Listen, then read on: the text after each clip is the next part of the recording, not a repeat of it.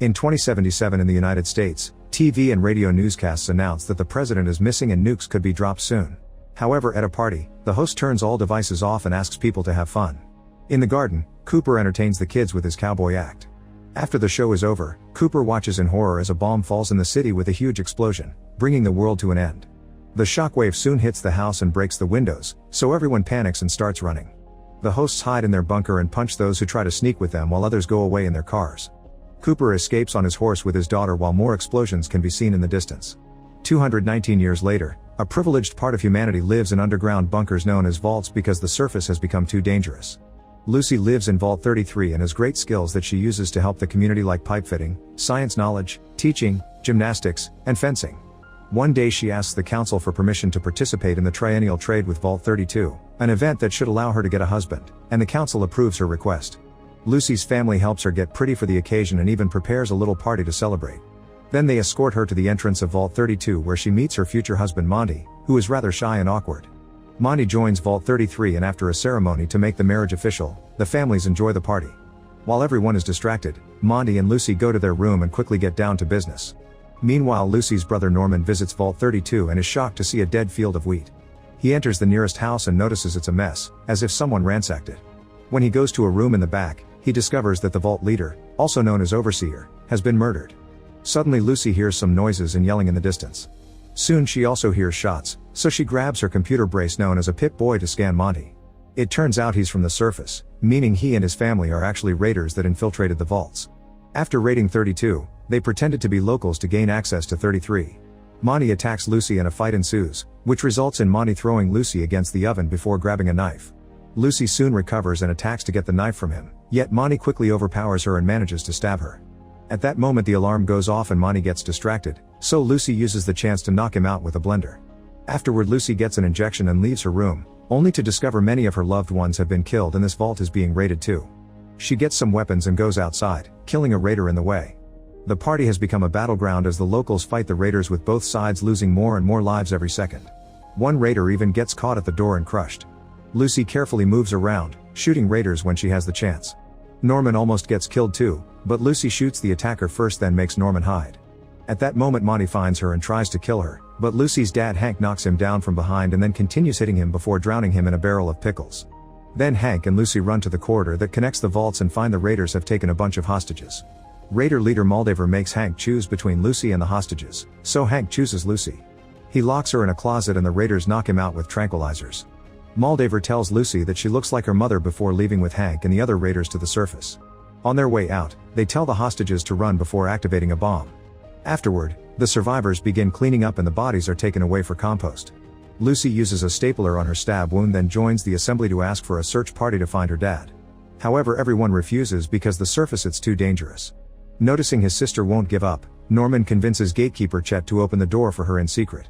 Chet wants to go with Lucy, but she tranquilizes him and says goodbye to Norman before finally stepping out. This is the first time she sees the outside, so she's overwhelmed by the strong sunlight, the ruins of what used to be a city, the bodies everywhere, and the vastness of the ocean. Somewhere else on the surface, Max is training with the Brotherhood of Steel, an organization whose goal is to preserve advanced technology and regulate its usage because they don't believe humanity can be trusted with it. They acquire technology to prevent another apocalypse. Max is often bothered by the other cadets, who like to beat him up for fun. In class, the teacher also hits him when he fails to answer a question. One afternoon, a bunch of aircraft land on the training ground and the students get to see knights wearing T-60 power armor, which makes them hope they can be like that one day. Moments later after the night settled down, Max and his best friend Dane sneak around to look at the armors up close and Max remembers the day he met a knight as a kid, which inspired him to join the Brotherhood. Sometime later, Max learns that a bunch of cadets have been chosen to become squires and join the knights in the wild. This includes Dane, so Max is sad that he'll lose his only friend. The next morning, Dane screams when they put on their boots because someone has dropped razor blades in them, sabotaging their chances to leave. The leaders think Max did it, so they immediately take him away for interrogation.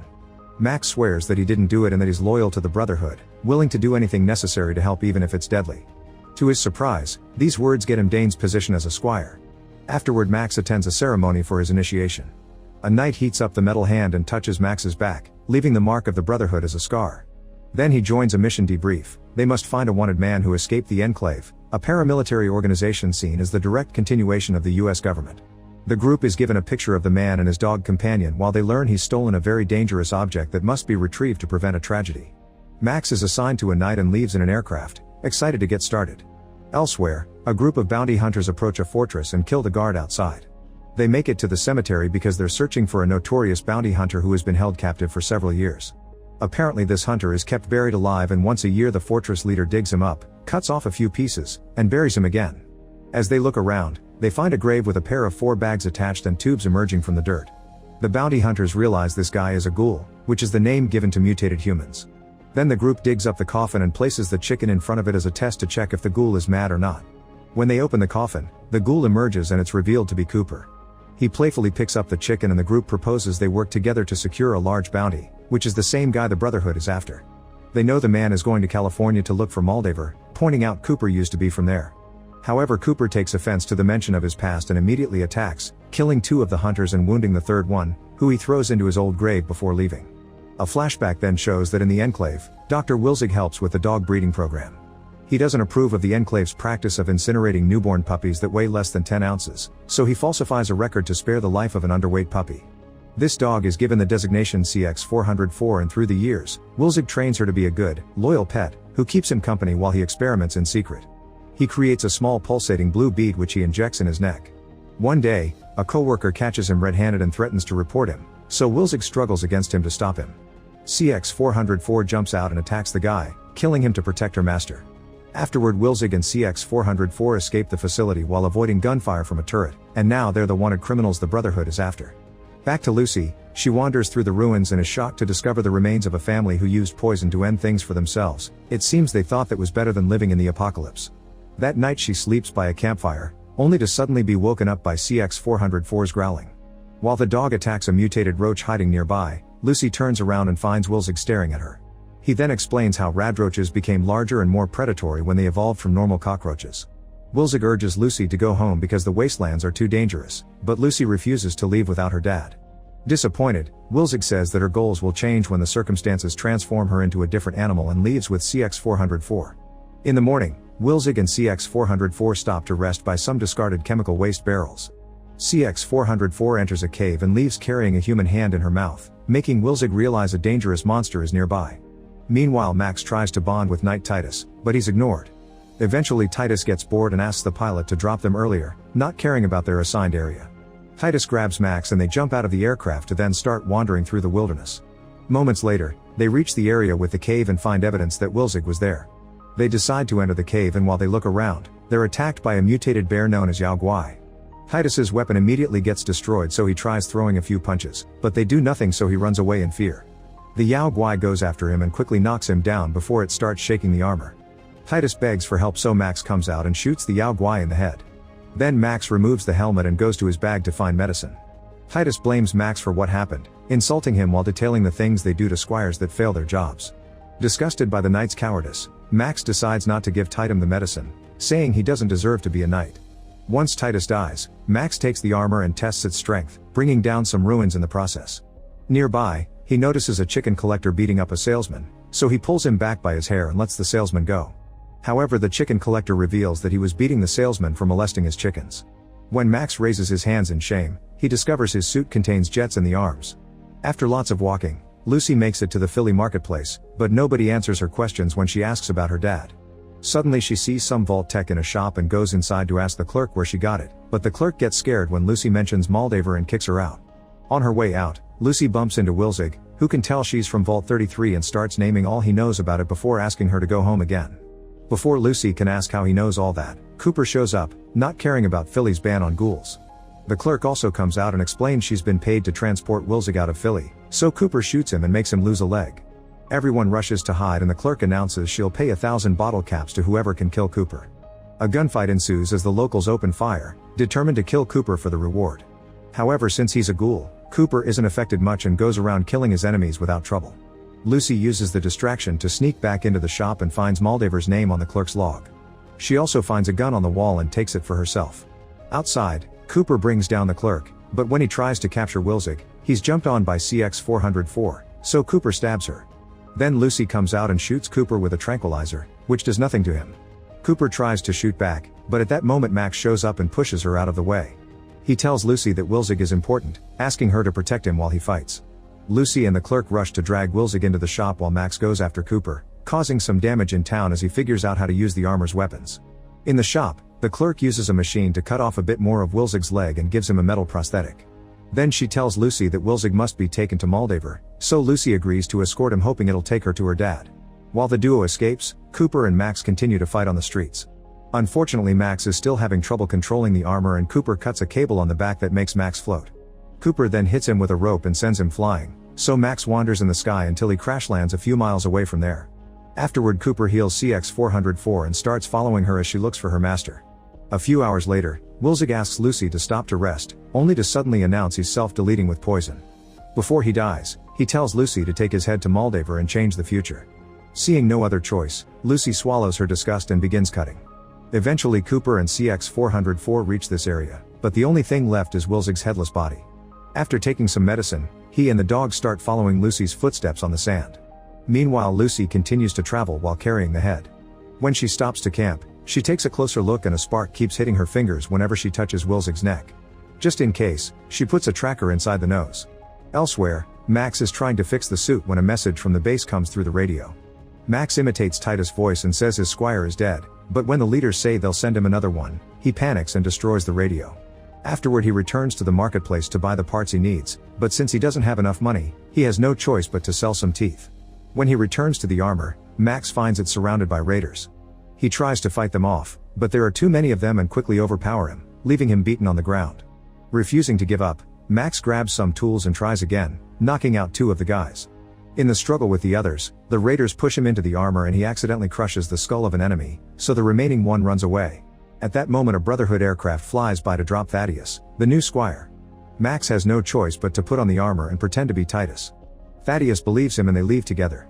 Since Thaddeus is one of the guys that used to bother Max, now Max can have his revenge by making him do all kinds of menial tasks like climbing trees to get apples. Eventually, they also find Wilzig's body and begin following Lucy's trail. While they walk, Thaddeus shares he used to be the main victim of his classmates, and when Max arrived as the latest newbie, Thaddeus redirected the attention to him, but he feels very bad about it. In Vault 33, the council decides on a punishment. Chet is no longer the gatekeeper, and Norman is given rather demeaning tasks like bringing food to the locked-up raiders. Later, the council announces they'll rehabilitate the raiders to make them Vault citizens. Norman points out they're murderers that should be executed, but everyone's repulsed by the idea. At that moment, a technician says they barely have water left for the locals, so they can't keep up with the raiders as well. Back to Lucy, she makes it to a flooded city and tries to befriend a deer, only for a monster to burst out of the water and steal the deer before hiding again. When Lucy turns around, the monster attacks and drags her away, so Lucy shoots it. The monster lets go of her, but it takes the head as it flees. Lucy gets ready to jump in the water and follow the tracker, however Cooper shows up and hits her. After Lucy explains what happened, Cooper ties her up and throws her in the water as bait. Soon the monster shows up and Cooper drags Lucy out, forcing the massive creature to leave the water. It quickly grabs Lucy's leg and pushes Cooper away, but as Lucy starts hitting it with her bag, CX-404 bites it and scares it off. Feeling defeated, Cooper decides to leave and drags Lucy with him. Moments later, Max and Thaddeus show up and the monster tries to attack them. Max opens fire, but his bullets don't do much. Suddenly, Thaddeus shoots at the beast from afar, causing it to go after him. As it tries to swallow Thaddeus, Max pulls from the other side, causing Thaddeus' feet to hit the monster's throat so much that it ends up puking to death. Wilzig's head comes out and CX-404 immediately appears to check on it. After a long walk, Lucy and Cooper arrive at an old clinic where they find another ghoul squirming in pain because he's out of medicine. Cooper shoots him to end his misery, then he starts cutting the flesh off to make jerky. Lucy protests, but Cooper just forces her to help. Afterward, the duo stops to get water from a dirty puddle and suddenly Cooper starts having a coughing fit. Lucy uses the chance to run away, only to almost fall into a giant chasm. Since she freezes, Cooper can simply use his rope to drag her back. A desperate Lucy bites Cooper's hand and accidentally takes a finger, so Cooper cuts off one of hers in return. Eventually, the duo makes it to the Super Duper Mart, where Cooper wants to exchange Lucy for the medicine that keeps him sane. After he sends her into the building, he immediately passes out. Inside, Lucy is found by a robot, who gives her a synthetic finger before tranquilizing her as it announces it'll harvest her organs. Soon Lucy wakes up on a stretcher, and while the robot takes her away, she discovers there are mutating women kept in cages with two bandits as guards. In the operation room, the robot brings out a saw, so Lucy kicks it and jumps off the stretcher. Then she grabs a defibrillator and catches the saw with it, electrocuting the robot until it breaks down. Afterward, Lucy finds a weapon and takes the robot to threaten the bandits, explaining she filled the robot's syringes with poison. They agree to let them go and open the cages, so all the women run away except for one that has fully become a ghoul. To Lucy's surprise, cages she didn't see also open to release a bunch of mad ghouls, who attack the bandits until they've all killed each other. The last woman comes after Lucy too, so she has no choice but to kill her. On her way out, Lucy tells Cooper that she'll never be like him and gives him some medicine. After she leaves, Cooper enters the building and finds much more medicine. He also finds a movie he made during his actor days, so he sits to watch it. In Vault 33, Norman takes food to the prisoners, who tell him the people in charge aren't innocent and have a dark past. Curious, Norman tries checking Vault 32's records but he's denied access. Then he picks up Chet and together they go back to Vault 32 to investigate. They check the Pip-Boy of one of the bodies and learn that the last sign of life was detected 2 years ago, which matches the state of the plants outside. This means that the place was already like this and it wasn't the raiders who killed these people. Judging the position of the bodies, it seems that they killed each other. Scrawled in blood on one of the walls are the words "We know the truth." Going further inside, the duo finds the dead overseer tied to a chair and the wall says "Death to management." Checking the log, Norman learns that the raiders got in by using his mom's Pip-Boy. Back to Max and Thaddeus, they stop to rest in an abandoned train station. Max brands Thaddeus to make him his squire officially and decides to reveal his identity. Thaddeus refuses to help him lie because he's scared of the Brotherhood, so Max tries to kill him. However, Thaddeus moves fast and deactivates the armor by taking the fusion core, leaving Max stuck inside. Then Thaddeus leaves with Wilzig's head and CX-404. The next morning, a bunch of radroaches jump on the armor, but Lucy shows up and shoots them all in seconds. Then she opens Max's faceplate but hesitates to help him, not knowing who she can trust anymore. Suddenly she throws up, so Max says his name is Titus and convinces her to help him so he can share some medicine, otherwise they'll both die. Lucy releases him from the armor right before passing out. When Lucy wakes up, she's healthy thanks to Max's medicine, and Max explains many people think there are monsters in the vaults and not actual humans. Lucy then offers a deal: she'll use her tracker to take him to the head, and in exchange he'll help her save her dad with his night weapons. Max agrees and they leave together. As they walk, they pass a couple of travelers, and Lucy convinces Max to approach things peacefully. Everyone starts moving with their hands up. When the travelers see Lucy's Pip-Boy they try to attack, so Max immediately shoots them both and gets a wound on his arm in the process. Then he explains to Lucy those travelers were fiends, meaning they eat people. The duo keeps going and reaches Shady Sands, which has a sign saying they had a population of 34,000 after the war. Lucy is in shock because the vault's goal was to repopulate the world someday, however there are far more people on the surface than she expected. She realizes her whole existence has been a lie. To calm her down, Max proves that the post-war efforts didn't work by showing her a giant chasm in the destroyed city. In fact, he used to live here and survived by hiding in a fridge. At that moment Lucy realizes that Max is bleeding quite badly, so they go to some old labs to look for a first aid kit. She rushes in and when Max tries to follow her, the door's close behind him and a gas knocks him out. When they wake up, they find themselves in a vault. Meanwhile in Vault 32, Norman and Chet continue to investigate and realize that the locals were trying to get to Vault 31. Later the citizens of Vault 33 vote for their new overseer and Betty wins by a landslide. Norman checks their election records and discovers all of their chosen overseers came from Vault 31 including Betty, and the same happened in Vault 32. The next day Betty announces she's talked to the people in 31 and they agreed to send people to 32 to rebuild. As the people from 33 look around Vault 32, Norman is surprised to see there aren't any bodies or blood around. Getting suspicious, Norman asks Betty what happened to his mom's Pip-Boy, and she assures him it was buried with her. A flashback then shows that during his actor days, Cooper became the face of Vault Tech's advertisement. He records a tour around Vault 4, saying it'll offer protection against communists. This place is entirely occupied by scientists and there will be 80 in total to conduct a 5-year trial. After work, Cooper's wife Barb hosts a party, and he's a bit disappointed to hear his actor friends say that because of the incoming war Hollywood is over, so working to promote products is their future. Barb is also working for the vaults and already has a Pip-Boy, so Cooper starts worrying about the future of his family. The vaults seem to have very restricting rules, like not accepting dogs, and Cooper thinks they may lack freedom there. This often causes arguments with Barb. In the present, 3 sheriffs find Cooper and arrest him. They take him to see their boss and even give him back his finger, which Cooper starts sewing back on. The boss knew Cooper in the old days, so he tells his men to put his weapons down. After he's done with his finger, he immediately attacks and kills the 3 sheriffs, then he asks the boss why he has a wanted poster of Moldaver on his wall. Cooper recognizes her and a flashback reveals that back in the day, he attended a secret meeting for Hollywood Forever. There he met Moldaver, who introduced herself as Cooper's biggest fan. Back to Lucy and Max, the vault doctors patch their wounds and ask them to wait until they're sure they don't have radiation. Lucy uses the chance to ask Max if he wants to get naughty, but Max admits he lacks the proper knowledge and says he can't because he's a knight. Lucy respects his choice while outside a sign reveals they're in a room called Test Subjects. Moments later they're allowed to go to the mess hall to get lunch and Max compares vaults to a cult. They get to meet Overseer Ben, who has only one central eye and confirms this is Vault 4. He tells them the rules and asks them not to go into level 12. After Ben leaves, Lucy takes a closer look and realizes all the locals are hybrid humans. Curious, Lucy goes to talk to Ben in his office and learns Vault 4 takes refugees from the surface, which is pretty unusual. She also asks about level 12, causing Ben to kick her out. Meanwhile Max goes to check on his armor, which was rescued as well.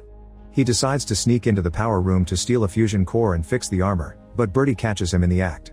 She gives him Pip-Boy and sends him to Unit 428, where they give him his own apartment. Max finally gets to enjoy basic things like television, music, good food, and clean water. Lucy goes wandering and finds a classroom with a model for Shady Sands. There's a timeline written up on a chalkboard and she realizes that the vault has been taken over by the new Californian Republic, which she confirms by finding a flag. Afterward all the locals are called to a meeting to perform the surface dweller tradition, guided by Birdie. Everyone takes off their Pip-Boys and their clothes as they start worshipping the Flame Mother, chanting and covering themselves in the ashes of the dead.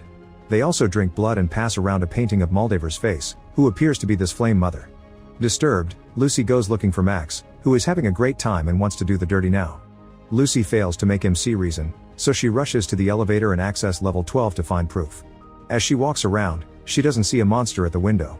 Eventually she finds a lab with parts of people that prove human experimentation. There's also a tape showing a woman in a tank giving birth to a bunch of creatures that eat her up. Lucy keeps looking around and finds tons of pregnant women in capsules, but she has to hide when a scientist comes in for the daily checkup.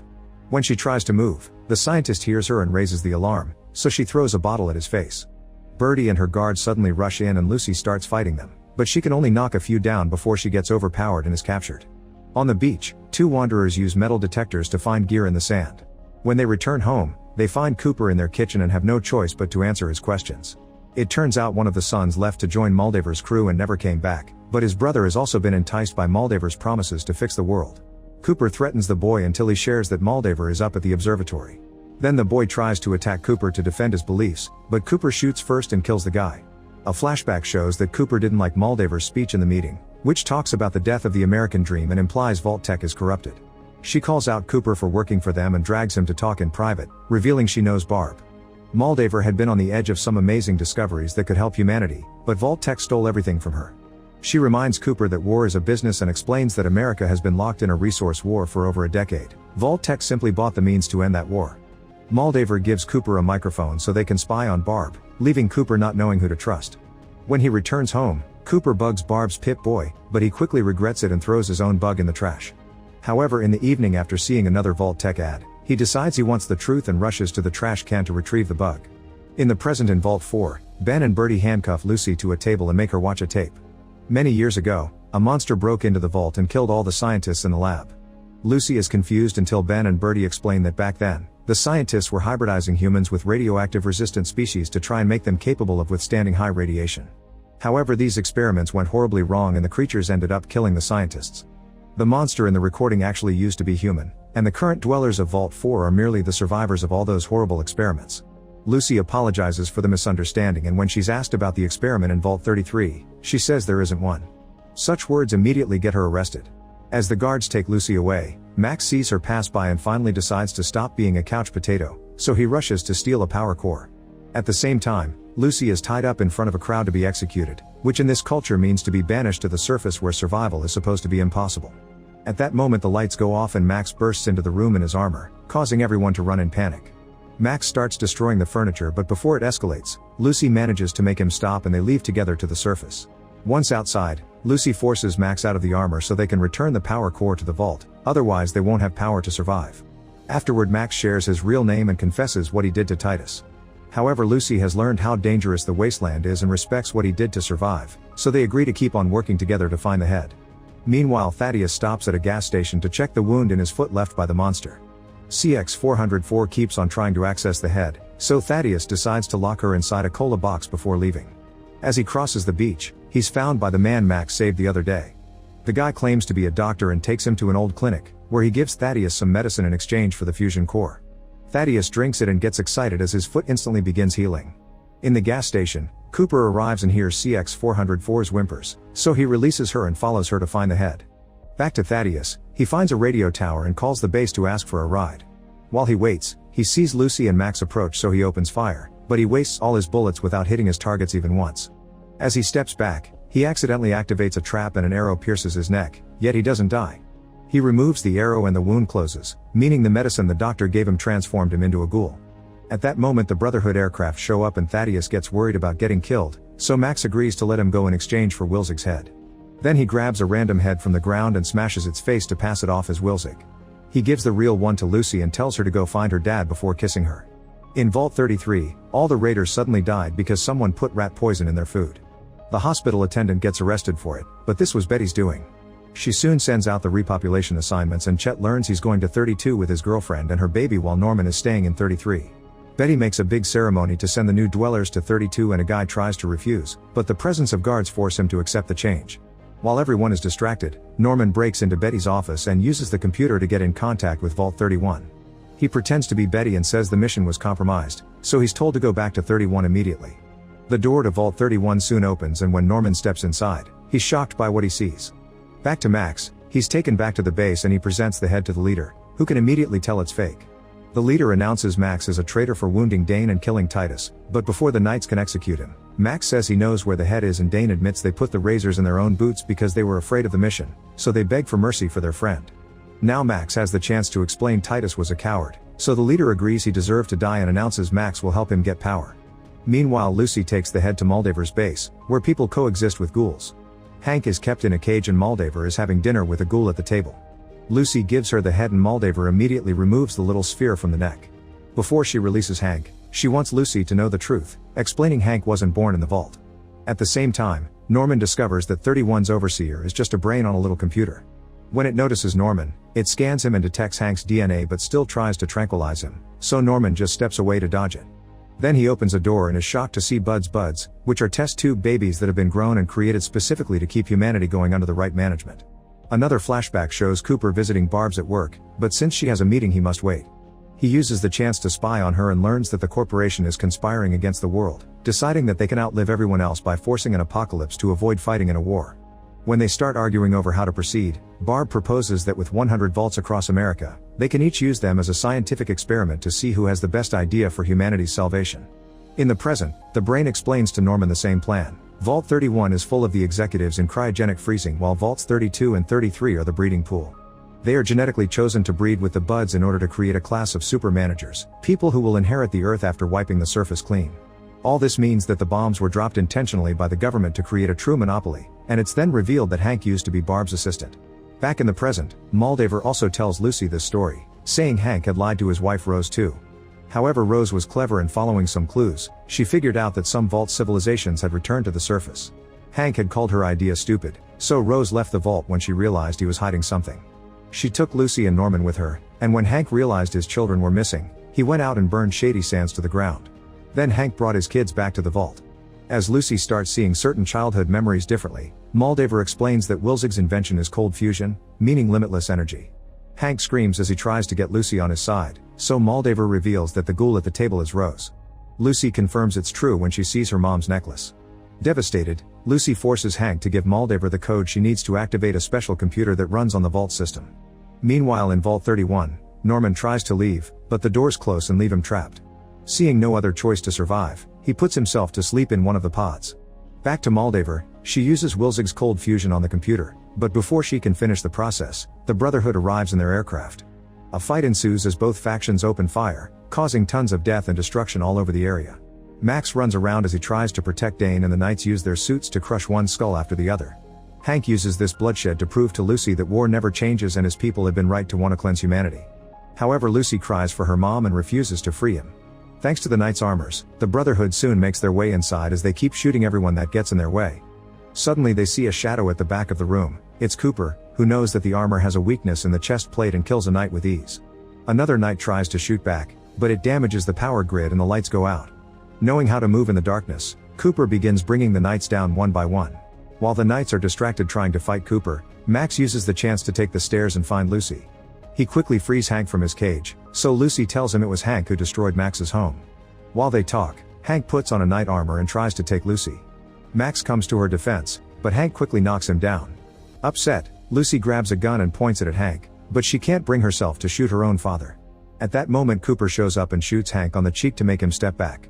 Cooper wants to know where his family is, but instead of replying, Hank flies away in the armor. Afterward, Cooper sees that more Brotherhood aircraft are coming, so he asks Lucy to team up and go looking for Hank so they can finish unveiling the conspiracy. Lucy grabs a gun and puts Rose out of her misery, then she leaves with Cooper. Moments later, Max wakes up and sees Moldaver run to the computer to activate the cold fusion, which turns on all the power for a nearby city. Sadly she then bleeds to death. At that moment Dane and other soldiers appear and think Max killed Moldaver, so he's declared a hero, but Max isn't excited now that he knows the truth. Meanwhile Lucy and Cooper arrive at Hollywood, which has also become a wasteland, while Hank makes his way to New Vegas. Make sure to subscribe and turn on notifications so you can watch more videos like this. Thanks for watching.